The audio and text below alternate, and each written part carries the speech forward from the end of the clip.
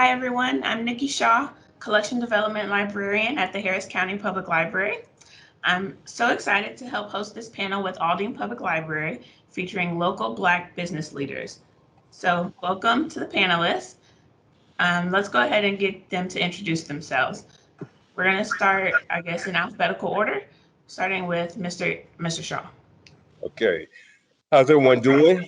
It's such a pleasure to be here today. My name is Eros Shaw. I would say I'm a founder of Mystros Master Artists. We've been in business for a little bit over 25 years now. That is basically where our barber shops lie under Mystros Master Artists. We've since opened a nonprofit organization called International Skills. Under International Skills, we have Mystros Barber Academy, which we've been open now about 5 years. And I'm the president of Mystros Barber Academy. Okay, then we have Ms. Sutton. Yes, ma'am. Thank you for the invitation. I'm very happy to be here. I am Deidra Sutton. I am a business advisor with the Houston Minority Business Development Agency. That is a program through the Houston Community College, whereby we work under a grant from the Department of Commerce to assist minority-owned businesses to grow. I have been in the business development arena for over 30 years and have worked on several grant programs and have been part of the community, having grand openings for businesses, for some of my clients, as well as been networking and helping them bridge the gap from small business owners to medium-sized business owners and greater. Thank you. Wow, that's great. And we have Ms. Williams. Hello, everyone. I am Joy Williams, Joy Williams Beauty, and I am the proud owner of JW Studios, as well as an entrepreneur at large. There are several things, several hats that I wear, but I am a licensed cosmetologist as well as a makeup artist. I have been blessed to work on film and television, as well as in pageants. Most recently, I had done when we had all the Black queens the last couple of years, right before quarantine.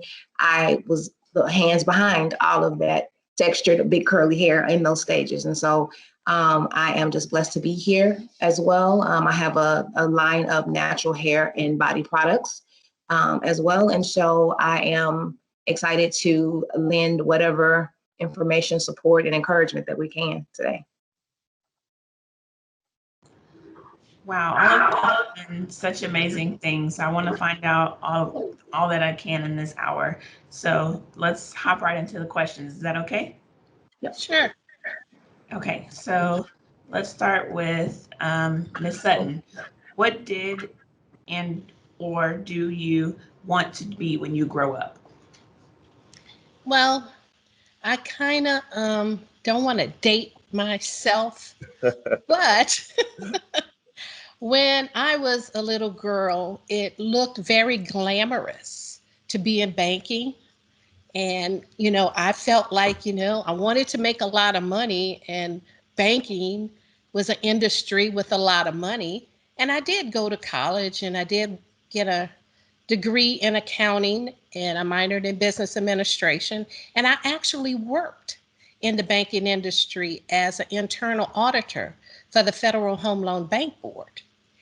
And, fantasies and dreams are great, but reality is real. And as I worked in that industry and kind of felt that my personality couldn't shine, I was more of a hyper person and a person who volunteered for everything. And it was more regimented and didn't agree with me as much. But I did take my skill sets from banking and develop them into my business development that I do now through the different grant programs that I work with, as well as, I had been a previous business owner in the past. I just kind of, willing to try anything. But although my banking career did not pan out, I utilize it, and I'm very happy with the decision I made. Okay, awesome. Ms. Williams, would you like to answer? Yeah, so I actually, since I was probably 5, when they say, what do you want to be? I wrote CEO, and my teacher was like, how do you know what a CEO is? And so I have been always a very ambitious in that way. And I initially thought that I wanted to take my talents and be a public servant in the form of going to law school and then getting into politics.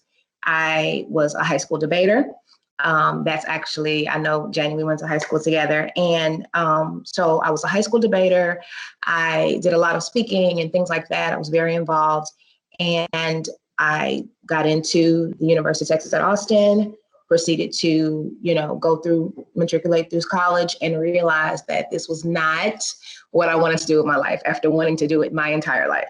And so I always tell people I had a midlife crisis at 21 and completely changed my career. I did all the things, went to school. I got this great job at the state capitol, at the Texas House of Representatives, all those things. And from there, I was able to really see up close, like, I want to be able to affect change in my community. I want to be able to help, but not in this way, right? So there's nothing wrong with doing it in that way. So it wasn't my path. I'm a little bit more creative, a little bit more of a social butterfly. And so I wanted to be able to work in that way. And so I went to cosmetology school, and right out of school, I started working in pageants and fashion shows and on film and on stage. And then I went into a salon. And so I've kind of been through my career doing both throughout that time. And so it's opened up a lot of doors for me, in addition to allowing me to be able to reach back and give back. I've done spa days at domestic violence shelters. I myself am a survivor of domestic violence. And so I'm always in the space of trying to make sure that while we are, taking care of the outward beauty, that the inner beauty is something that we address as well. Wow, that's amazing. Mr. Shaw? Well, I'm going to keep this really, really short because you asked what do we want to do when we were young. And for myself, I thought about this question, and I'm really thinking about it even now. And when I'm really truthful with myself, I just knew I wanted to be a businessman. I thought that was the coolest thing, to walk around in a suit and carry a briefcase. I didn't know what type of business I would be going into, nor how I was going to get there. I just knew that, hey, when I see this clean cut dude in this suit driving this really nice car with a briefcase, I saw myself. So that's what I wanted. I wanted to be when I grew up.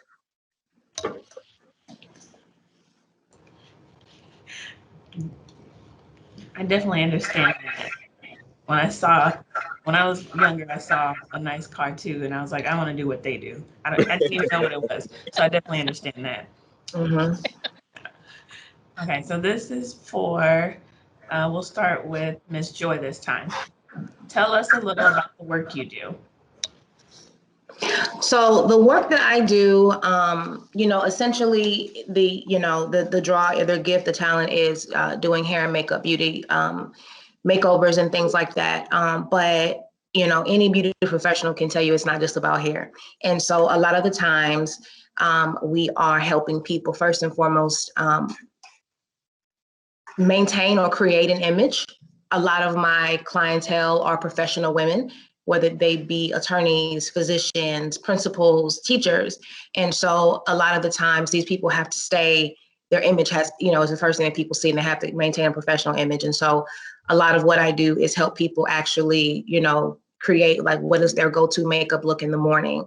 What, sort of hair goals and things like that they have, if they need protective styles or if they're natural, that type of thing. I'm also a certified trichologist, and so I deal with the disorders of the hair and scalp. I tend to have a lot of clients that have like psoriasis or eczema or certain things like that come to me saying, I don't know what to do with my hair, it's falling out or whatever. And so I help them navigate that process as well, regrowing their hair back, all of that stuff. In addition to some of the other things I do outside of the salon, as far as motivational speaking for young women and girls. I've hosted vision board parties for women and young girls, as well as just kind of dream speaking, like what is it that you want to do? How do you want to get there?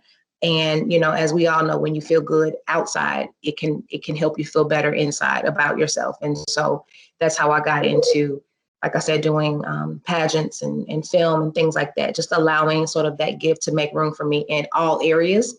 But ultimately, I do the same thing in every platform, whether I'm working on a pageant, whether I'm working on film, whether I'm working on TV, is helping people to understand their beauty from the inside out. And Mr. Shaw. Again, was about the work that we do. We, of course, my background is barbering. So I started off in barbering, and as the years evolved, we transitioned into what we're doing now. A lot of work up in our nonprofit organization. But I will say the foundation of barbering, and I went to Acres Home Barber College, and I came out in '95, Acres Home Barber College. I've always lived in the Spring community. So that's basically where I got my start in barbering, is in the community of Spring. Since then, we went on to open up several barber shops in the Spring community, Greenspoint community. So that's my start, there. Now what we do and what we transitioned from was that I realized that there was a greater call on my life, not just the gift that I had, but a purpose that was on my life, and that purpose was a blessing for me to be able to unite the two together. Not many people get an opportunity to operate in their purpose and their gift. And so for me, that has been a tremendous blessing. So under International Skills, we have Mystros Barber Academy, which is a nonprofit organization. And what we do is we make sure that we stay involved in the community. And what that looks like for us is that we work very closely with the school districts. We sit on a lot of different boards, that work with the school district, the foundational boards. We work with them also providing, income for those individuals and help for individuals that, of course, need scholarships and working to move beyond their circumstances. We also work with a lot of the community churches.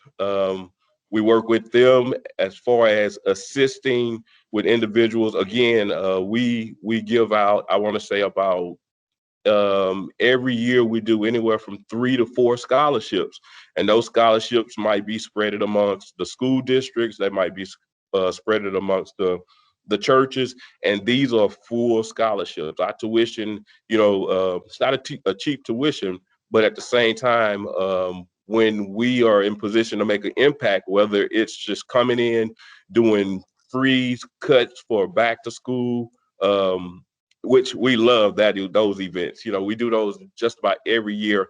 And I think this is the first year we had been able to do it. But we look at that like every year we want to break our record on how many free cuts we did the previous year. So one of the things that we also do is working with the community. We work with transitional, let me rephrase that, individuals that are coming out of at-risk situations. So one thing we do know, as far as individuals that are coming out of incarceration, one thing that I've noticed is that if they had a felony that's on their record and stuff like that, it's made it hard for them to seek employment and be successful at whatever it is that they want to do. But one of the things that I've been able to do working with our nonprofit organization, and also I sit on the board for barbering also, so which we call TDLR. I sit on TDLR board. So one of the things that allows me to do is to fight for those individuals when they're interested in pursuing a barbering career. So in a nutshell, that's basically what we do. That's who we are. We are a nonprofit organization. We're a vocational training program. We also have licensed counselors that come in that work with our students that, that need that help, need that special attention when they come through our program. And everyone leaves here with a DBA. So we also create business owners in our community too. Oh, wow. Great. And Ms. Sutton? All right. Well, I'm on a kind of different spectrum here. I dedicate myself to assisting small businesses. So I'm not the business. I happen to be fortunate to work through Houston Community College, who is the recipient of a grant from the Department of Commerce. There are several minority business development agencies throughout the United States. We happen to have the one in Houston. We focus on getting our clients prepared to grow their business through governmental contracting, whether it's federal, state, or local entities. There's a way of doing business with them that's nothing like commercial business or private business. We help make sure that the things that they have to do to prepare to be ready, like certifications, pre-qualifications, identifying those opportunities, knowing the right contacts, things like that is what we developed and have been working with the business owners to become more familiar with so that they can do what they do best. They know how to do what they do, but navigating those agencies and how to get in is a skill set we're very proud to be a part of, so that they're growing their businesses and creating new streams of revenue. And that's what we do at the Minority Business Development Agency.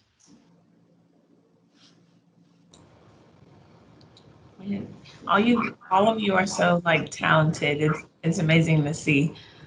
So we're going to start with the next question with Mr. Shaw. How did your business get started? I had to unmute there. Okay. Well, okay. Woo. I was thinking about that question. I said, okay, so at what point, which business am I going to talk about? So I said, let me say this first though, and I don't have everybody's names correct right now, but the young lady that's working with the small business development, I will say that when I first started off, I knew nothing about business at all. I didn't have an idea about how to write a business plan or anything like that. But I did take a class through the SBA, and that class helped me so much. When I took that class through the SBA, I remember I had to go to U of H, and when I finished the class, they gave me a certificate. I want to say the certificate was like a SMART certificate or something like that. But I remember taking that class, and that really opened my eyes to what it meant to be in business and what it was going to take to be a business owner. And that was the start as far as that was concerned. But to go into this question, the way I really wanted to go into this question is that I got started in business through a crushing moment. I was really going through a crushing moment in my life when I started this business. I had just gone through I had just gone through a major bankruptcy, and it was the first time that I had ever tasted failure. And at that particular time, I really wanted to just stay behind the chair and keep cutting hair. And even though the shop I was cutting out of, I owned, but before I taste failure, because this is not my first barber college, it's my second barber college. My first one was in Beaumont, Texas, which I had to close down. So again, I was coming out of a crushing type moment when I made the decision to try it again. And even when the opportunity was presented to me, I turned it down because I was that hurt and that crushed from tasting failure. Um, there was a lady that owned a strip center here in Houston, Texas, and at the time, I had already had a barbershop, and she had a tenant that wanted to basically relinquish their spot, and so I went over, I looked at it, I said, I don't want it. I immediately looked at it, I was like, I don't want it. Like, I looked at it and I was like, I know why this don't work. And I know why it's not working. Like, it's just not gonna work. And so she was like, and she was like, no, you can take it, you do it. And I was like, no, I don't want it. And she was like, no, take it. And I was like, listen, lady, I don't want it. And so I walk away and she tells me, she says, listen, you want it? I'll do this for you. And I was like, what do you mean you do it for me? And the truth of the matter was that crushing moment that I was going through, I was financially broke. So whether I wanted to take it or not, I didn't have the finances to do it anyway. And so she stepped up and she says, I'll do this for you. Like, I will front you the money to get this done and just take it. And so she did. And so I made right by that. And less than a year, I'd opened the place up, ran it, and repaid her all her money back. And what that did was that it built and developed a relationship with her, because this is the owner of the entire strip center that we're talking about here. So at the time, there was 3 other businesses that were in the strip center that weren't doing too well either. So all of a sudden she comes to me and she wants me to take over those 2 also, which one of them was a hair salon, and then the next one was a beauty supply store. And I was like, I don't want those. And she was like, no, you take them. And I was like, I don't want them. And so again, she was like, I think you should take them. You'll do very, very well. And I was like, listen, I don't want them. And so what I did say about this lady is that when she was telling me the very first time to take these projects and to do them, we had a conversation. And that conversation was, she asked me a question. She says, you know John Maxwell? I say, John Maxwell. I said, I think so. And then I said, you mean John McCartney? And she says, yes. I said, yeah, I know him. I read his book. Well, she says, I voo. I said, wait, what are you talking about? She says, I voo that's in the book. I said, well, I know your whole life story if you voo that's in the book. And she says, yes. She tells me, she says, you have what it takes. I said, okay. She says, no, you have what it takes. And so she says, I'll do for you again. And from that standpoint, when she kept saying, I'll do for you, and I kept accepting, I did not know that in my moment of accepting was that what I was really doing was opening the door for other individuals. Because I chose not to keep the barbershop. I actually transitioned it to someone else and let them run it, but I showed and taught them how to do just that. I did not take the hair salon. I transitioned it to someone else that I knew would do a great job that I could help and work with as far as that's concerned. And it's currently open and still thriving and it's successful. the beauty supply place is actually my barber college right now. I was never in the beauty supply business, even though it is a very lucrative business, but I was never in the beauty supply business to stay in it. We transitioned the beauty supply store, which is a little bit over 3,000 square foot, into the Barber College. And that's how Mystros Barber Academy came about. Sometimes all it takes is the one person to believe in you. Ms. Williams, how did your business get started? Hi, so as I said, I was a college student and was, at the University of Texas at Austin, pursuing this whole legal career field. And, I, like many college students, didn't have the financial support. I had the emotional, like rah-rah support of my family, but they couldn't help me financially. And so school was taken care of as far as like I had scholarship, grants, those types of things. But like just stuff that I wanted to do, you know what I mean? Like just the money that I wanted to do for my car or whatever. And so I started doing hair in my dorm room. And it got so much to the point that I stopped even going out on Fridays and Saturdays because I was doing hair all day. And so when I moved into my apartment, I continued the same. And it was kind of like my little way to make money. Now I did, work I did a lot as a college student. I worked at the state capitol, worked at HEB part-time, and I did hair part-time.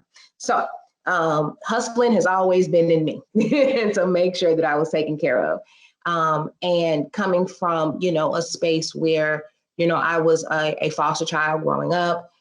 So I have seen and experienced a lot of the things, the not so nice parts of life. And so it was more so out of a space of like, okay, if I don't get it, it's not gonna get done. And so I need to make sure that I have, the funds and the income to be able to take care of myself and pay my car note and, have this rent at the apartment and, food, et cetera, et cetera. And so I started doing hair out of my apartment. And once I sort of went through that, as I call it, my midlife crisis at 21 and said, I really don't want to go into law and politics in the way that I thought that I did. It was kind of like a fallback of, okay, well, let me sort of pursue the hair thing. And just having the boldness, because there were so many of my friends that was just like, I don't want to do this. I'm getting this degree from my parents, or I don't, this isn't really what I want to do, but, this is what they've said that I want to do. And for whatever reason, I had the boldness to say, I'm not going to spend the rest of my life doing a job I don't want to do. I may be a little crazy to y'all, whatever, but I've got to figure out what it is that makes me happy. And so I said, okay, God, if you get me into cosmetology school and pay for it, I'm going. And so I did. And so from there, I started cosmetology school and was still, doing hair out of my house while I was in school and working and things like that. And then it got to a place where I had to, right before I started cosmetology school, I had a mental breakdown. And I was, like I said, as I said, I was working at HEB, working at the state capitol, and going to UT full time. And my body was like, okay, I'm done, because I was probably sleeping 4 or 5 hours a night total for months and months. And so after going through that space and just kind of really reevaluating and saying, okay, your mental health is in danger now. Exactly what is it that you want to do, and do that. You can't worry about what other people are thinking. You can't worry about what your family's going to say. You can't worry about, not doing it the way, the graduate, go to college, get a degree sort of thing. That's not your path. And so figure out what that is for you. And so I said, okay, if I'm gonna be a hairdresser, I'm about to be the best one there is. And so got into cosmetology school at Paul Mitchell, the school in Austin, and continued to pursue from there. And then from there, doors just started to open for me. Just like I said, coming straight out of cosmetology school, being able to work on stage and backstage and pageants and fashion shows and things like that. That's something that most of the time, Even as cosmetologists, people say, okay, you go to cosmetology school and you get your license and you get out and you go work for somebody else and you know, work for years behind a chair, then you maybe can establish your own thing. And, you know, the written path has never really been my way. The written path for everybody else has never really been my way. And so it was more so of, okay, why do I have to wait 20 years to be in this industry if this door is opening for me and I have the talent, the skill, and the ability and the humbleness to say, okay, I can do this, you know, give me a shot. I did a lot of stuff for free. I did a lot of stuff just to be on the set, you know what I'm saying? And so that's kind of how it started from there. And then now it's taking me literally all over the world, all over the nation. I also am a educator for a worldwide brand called Chi, which, you know, I'm not sure if you guys know, most people know Chi through the Flatiron, but there's a full company. And so there are a lot of things. Hold on, am I open? Okay, cool. I just want to make sure. I've been able to teach, train, educate through that, other beauty professionals as well. And so, you know, and even building my own brand and that type of thing, Joy Williams Beauty has recently come about where, okay, I have spent most of my career giving, you know, my good talents and my dreams to other companies. Well, why not do that for myself so that I can reach back to the people that I want to reach back to, and be able to open the doors and help other folks. And I've started doing it in smaller scales. And now, you know, 2020 was really an opportunity for me to kind of reset, recalibrate, and come out 2021 out the gate ready to run. And so that's what I've done so far this year. And so, you know, it's about continuing that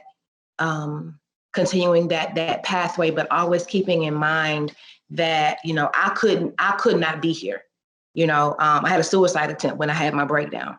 And there are so many young women, young girls, men who have gone through spaces where they felt alone, where they were either, you know, in domestic violence situations or had been survivors of child abuse like I was, or maybe were in foster homes like I have been, you know, and or just told you're not going to be anything, you're not going to do anything, you know, whatever. And just like, for me, it's a matter of being an example for someone else that says, okay, if she can do it at that level, at this age, because that's the other thing. I definitely understand that, you know, while I am, you know, for me, I feel like I'm an old lady because I'm 38.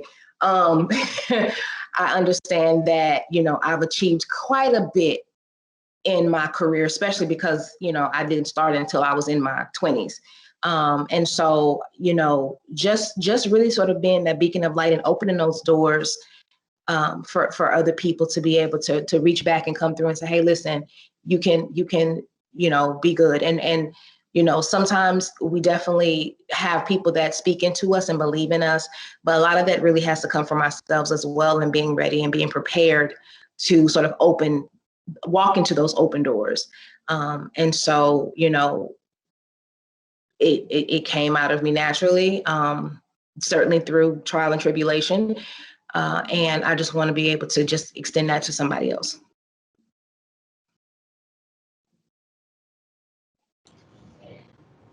That's amazing. But sometimes you got to take it where you can get it. When the door's open, don't run away from it. That's it. And walk through it. And sometimes we don't feel like we're worthy of that, you know, because of whatever reason, because of something that someone said to us or said about us or whatever. And it's particularly when it comes to Black businesses or being a small business owner, you know, I think the biggest thing that you learn is about you. Yes, we learn all the, you know, I'm really interested in hearing what Ms. Sutton has about, you know, how to start, and like, so people that are watching can understand that type of thing. But one of the biggest things in dealing and becoming a business owner and entrepreneur is learning how to overcome you. Learning how to overcome your feelings of unworthiness, or your feelings of, I can't do this, or I'm not ready for this. And what I've learned and what I've had to say to myself and what I say to other people is that if the door and the opportunity is there and it presents itself, walk through it and figure it out as you go. Because nothing's ever going to be perfect. And if you wait until you get everything together, you're never going to move. Okay, so with that being said, that takes us to my next question. We'll start with Ms. Sutton this time. Do you have any advice about networking and making connections with other business leaders? Oh, absolutely. I don't care what happens in this world, and I'm very impressed with the technology and the different platforms of communicating. It will never beat that face to face and that spiritual connection.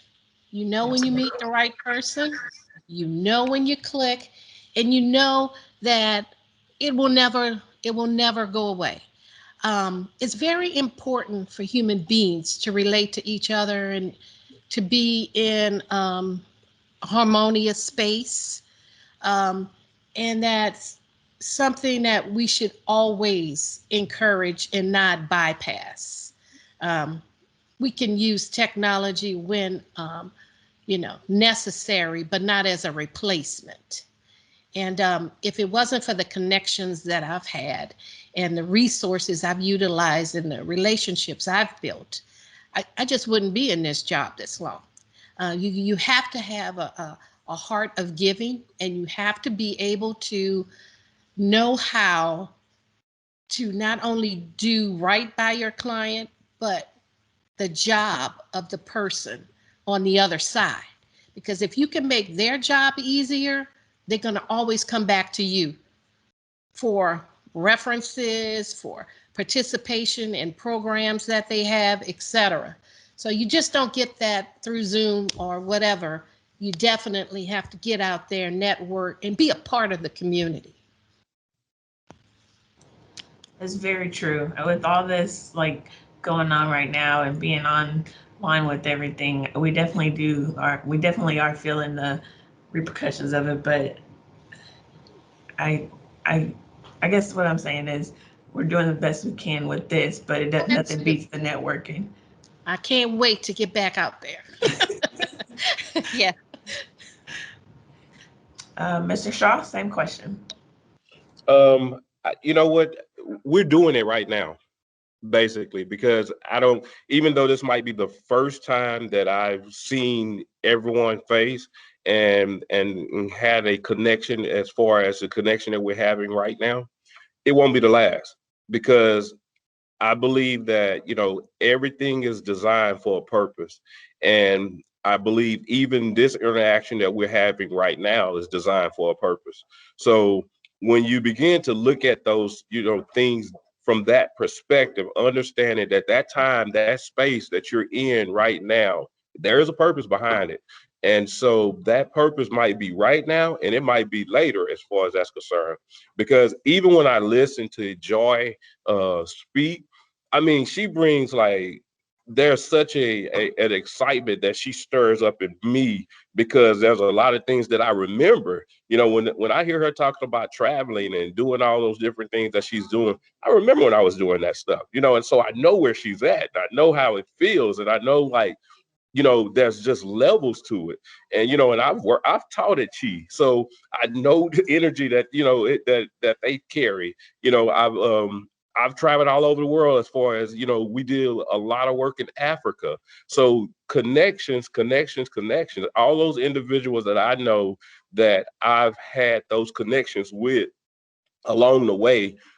Even now, if I have a student that comes in here and needs something, well, the connections that I've made, basically, those are their connections now. It's almost like paying it forward, in a sense.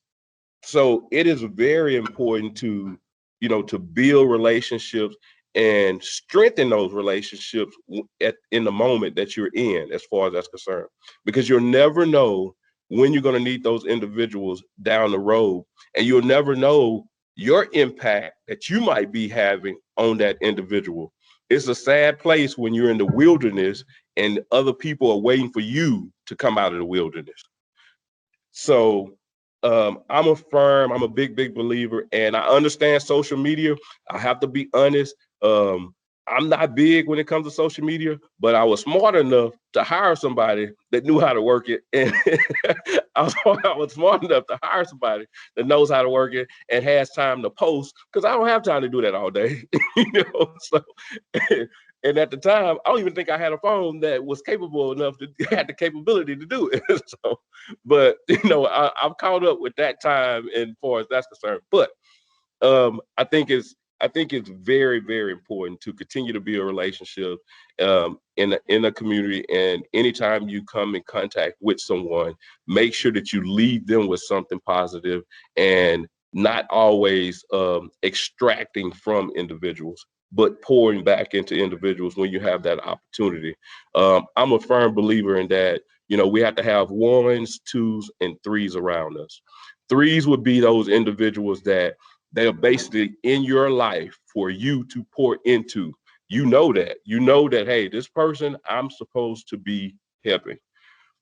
And then twos, those individuals that we are like-minded, we move in the same way, we encourage each other. And then those number ones, those individuals that can pour into you, you can look up to and know that, hey, they got you no matter what. And it's not a manipulative thing, but it's them pouring into you because they want to see the best extracted out of your life. My mom told me about the ones, twos, and threes also. So that was pretty cool to hear that from someone else too. Definitely understood. And Miss Williams? Sorry, I was trying to make sure I was unmuted. Okay. So, essentially, I believe that basically everything that Miss Sutton and Mr. Eros has already said is that, knowing your place, knowing your respective, having sort of an identity of self and who you are. And then, as he says, knowing your ones, twos, and threes, and how that not everybody is going to be a connection for right now. Sometimes you meet someone and you can network with someone, and later on something jogs your memory and you say, oh, hey, I have their business card, or hey, I remember meeting this person over here. And, we're always 6 degrees of separation from anybody. So, you will end up running into someone that knows someone that you've already met. And I think that human interaction is something, it is trying to become a dying art, but I don't believe that those of us that believe in actual human interaction will allow it to die. But I definitely see how sometimes people, hide behind the social media or whatever. But I definitely feel like having connection, being able to make a connection with people, when things go from your head to your heart, that's how people remember. And so, meeting with people and identifying with them, being able to relate to them, knowing how to speak to people on their level, at their level, is something that I think is just always important, to be able to be relatable. And so, I've pretty much agreed with everything that they've already said, but definitely human interaction and connection is really important, and being able to connect with folks at a business level, but also on a personable level. You're not going to be friends with everybody, but at least be personable, because the one thing that I've learned in business is that sometimes people will work with you in business because they like you. It may not necessarily be they particularly want to buy your products, or they particularly want your service, but they like you and they know someone that can benefit from you. And that's how connections are made across the board, is that, they identify, they relate to you in some way. And that's okay. How can I plug, this person in with this person? These two people, y'all's businesses can kind of work together. How do I connect you all? And so, it's always not necessarily, like I said, a connection for right now. It may be for something later, but that first impression is hard to redo again if you don't get it right the first time. So, yeah, I definitely feel like that's just kind of how you connect with other business leaders. Yeah, that 6 degrees of separation is very real. My husband right now is actually at Acres Home Barber College. Wow. So yeah, it's very real. It's very real. Okay. So next question is let's go with Mr. Shaw this time. So why is it important to support small businesses? I think it's really, really important to support small businesses, first of all, because we're independent. We don't have these major backers behind us. Most small businesses, it didn't just happen. They worked for it, you know, and we worked hard for it. And until you actually go through what it feels like to be a small business, because to be a small business starting off, sometimes there's moments where you question what did I do this for? Like how did I end up here? Like, and you start to really get an understanding that you're here because it's for the love of what you're doing. True, you want to maximize the opportunity that you have, but even the more you want to be there because you have a passion for what you're doing. And so when you have a passion for what you're doing and you have other individuals that can share that passion with you, then it makes operating as a small business fun to do. That I've seen so many small businesses that are operating that struggle on a daily basis, and struggling is not fun. So anytime that our dollars can continue to circulate in our communities, because that's what small businesses do. Majority of times, those dollars that are funding that small business is circulating back in the community. It puts a huge smile on my face when I can look at the dollars that circulate back into my small business, and I can take those dollars and go over to the spring district, and all of a sudden we're buying books, you know, for kids in the classrooms, you know, and we're handing out books, you know, for kids to be able to read from, and we're buying books and setting them up in our other barbershops. But we wouldn't be able to do that without the support of the community coming in and pouring back into us. So for a small business to be able to operate successfully and pour back into the community, it takes a village. It takes all of us coming together, working together with a common purpose, a common goal, and that is supporting each other. Ms. Sutton? Well, wow, Mr. Shaw really hit the nail on the head. But I mean, it's kind of like the right thing to do. I mean, we just need to do the right thing. It's right here in your community. You don't even have to go far. You just have to be aware and interested enough to seek out small businesses and really take an interest to spend your money there. It's really, I think all the time that we sit around and we talk about what we want to do, and and so did it, and blah blah blah, but it all starts, even if you're the Amazons of the world or whatever, it starts small. That seed starts small most of the time, at least for us, I know. And so giving somebody that opportunity to really build and become bigger, and to grow that community wider and wider, it's just the right thing to do, I think. And that's why I seek it out. I make an effort to find small businesses when I'm going out to try and purchase things or get work done at my house or whatever.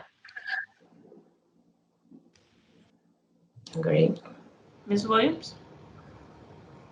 I definitely feel, and you took the words right out of my mouth, Ms. Sutton, when you said every large business started as a small business. And so, the key thing, first and foremost, is to start a small business. You don't know you're putting food in children's mouths, you're putting food on the table, you're putting clothes on someone's back, but you're also supporting a dream, and you're supporting a business that could potentially one day grow to be able to service a massive amount of people, or provide a product or to a mass amount of people. But they all started small. You know, Jeff Bezos started in a like a garage or something. You know what I'm saying? Michael Dell started in his garage. Everybody started small and then they got larger. One of the other things that I like to speak to on that is while we are supporting small businesses and understanding that small businesses will one day grow into larger businesses, give a little grace to small businesses. I think sometimes we don't extend the same grace to smaller businesses that we do larger businesses. And the thing about it is just like a baby that's growing and learning what not to do, what not to touch, may make some mistakes, may make some falls. That's what small businesses are doing as well. And so they're growing and they are learning, you know, what customer service looks like for them. They're learning, okay, this product, maybe this vendor may not necessarily be the most consistent. And so I have to find a vendor that's going to be consistent. But just, I think that sometimes we don't extend as much grace to smaller businesses that we do to these large businesses that operate on a different scale. And even if the larger businesses, because not to say that larger businesses don't make mistakes, like you can't ever grow out of quote unquote making mistakes, right? But when they're a larger business and there's a mistake, or you get the wrong shipment, or you get the wrong order, or something happens and there's a customer service issue, you know, normally people don't necessarily take to social media to bash that large business, but they will go on social media to bash that small, you know, restaurant, or that small t-shirt shop, or that small, you know, to say, oh, I did this and they did it wrong, or whatever. And I feel like we just need to begin to start giving a little bit more grace to smaller businesses, and understanding that these big businesses started small. And so the area of growth is always going to be able to be there. And so just to extend, and as she said, just the right thing to do. Agreed. Okay, we're kind of running short on time, so I'm going to do one last question. You guys can do,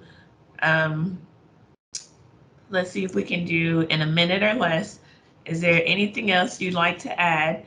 And then we're going to see if we have any questions from the audience, okay? So in a minute or less, is there anything else you'd like to add, Mr. Shaw? Yeah, let's say it. Let me see if I can wrap this up really, really quick. Let me say this.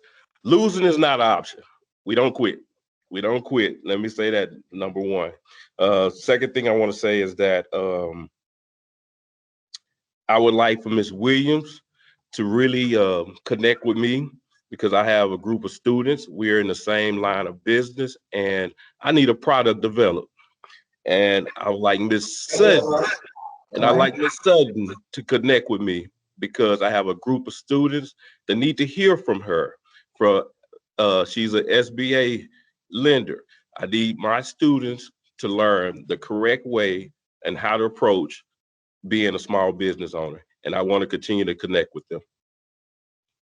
Because here at Mystros, my yes starts the road of success. That was awesome. Also, my husband needs to hear from you too, Miss Sutton. So just so we'll go with you next. Okay. I recommend that you can't be afraid of failure, because it's part of the growing process. You know, I also recommend that, you know, once you're in business and you running it, you learn everything. You don't have to do it, but you got to know your books. You got to know where the break-even point is. You have to know everything, because only you know when to fold them, know when to hold them. Hey. Know when to walk away, know when to run. Like my friend in The Gambler, you know, Kenny Rogers. Yes, ma'am. You have to make those crucial decisions. Yes. And only you are the pulse of this business. So Yeah. keep that in mind. And I just wanted to give some info on me for anybody who wanted to get in touch with us. Yes. You can email us at mbda@hccs.edu. And our phone is 713-718-8974. Okay.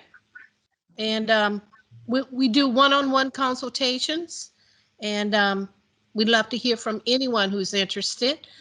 We have an arsenal of resources. If our program doesn't fit you, we'll find the ones that do, and we'll follow up to make sure that you're satisfied with the recommendation, and we'll be ready whenever you're ready to come back to MBDA or see you in the papers from success stories and things that you've accomplished through all these various small business programs. So that's the last thing I have to say, and thank you very much for inviting me. Of course, thank you for coming. So, Ms. Joy? Yes, ma'am. So I definitely am just thank to Eros and Ms. Sutton for all of this information. I just feel encouraged as well. So definitely failure is not an option. Don't be afraid of failure. And I would add to that, to go along with the theme here, is not to be afraid of success as well. I think that sometimes we think we stop ourselves before we ever get started. We say, I can't do that, or that's not available to me. And Ms. Sutton has all of this information that is sitting there waiting on somebody to come get it. All you have to do is believe that you're worthy enough of the information, worthy enough of the possibility of success to go and say, okay, can you help me in this area? And I think that that is something that I don't know if it's generational. I don't really know where it comes from, but I definitely feel like I myself have had to overcome it, as well as I see other business owners or people that even want to start businesses overcoming, stopping yourself before you're ever getting started. So just don't be afraid to ask for help. And if that person doesn't help you, keep asking. Somebody out there is going to ask, going to be able to help you or point you at least into the right direction. And don't be afraid. Don't feel like you're not worthy of this, because I think that that's what stops a lot of us from starting a business is, I can't leave this 9 to 5, or what happens, and what if this and what if that. And really, you're not believing in yourself that you're talented enough, or you have a great enough idea, or that, you have a good enough talent to do it. And there are people with half the talent and half the ideas that are doing it because they have the audacity to say, at least let me try. So definitely don't be afraid of success as well. That's what I would add. True. So the question that we have from the audience so far is, Mr. Shaw, earlier you talked about a book, View from the Book. Can you tell us the name of the book and the author? The name of that book was Made in America, and his name was John McCartney. And let me say that it's very easy to find because he's the owner of Visible Changes. Yeah, he's the founder of Visible Changes, and I think you can get that book in Barnes and Noble, or you might. And now you can probably pull it off the web. You pull it off the internet, something like now, very easily, I'm sure. Awesome. We will probably be looking for that also to add to the library if we can find it. So thank you for that. And it looks like we hit right on time. It's 2 o'clock. So on behalf of Aldine Public Library and Harris County Public Library, I do want to say thank you guys so much for coming out to be with us. It was very, very, very insightful. Thank you so much. Thank you for having us. Thank you. Thank you so much. It was so great to meet y'all. I hope y'all have a great rest of the day. Okay, you have a good one. Bye. Thank you.